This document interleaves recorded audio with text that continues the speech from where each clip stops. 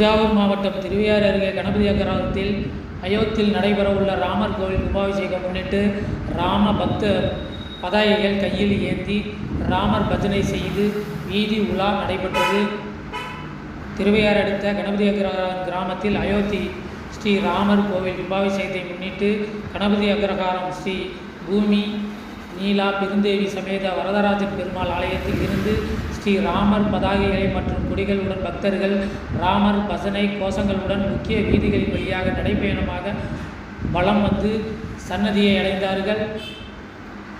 இதில் ஏராளமான பக்தர்கள் கலந்து கொண்டு அருகில் உள்ள பள்ளி மாணவிகளுக்கு இனிப்புகளையும் பானகம், நீர், மோர், பிஸ்கட்டு, சாக்லேட்டு என பக்தர்களுக்கு அனைவர்களுக்கும் வழங்கப்பட்டது.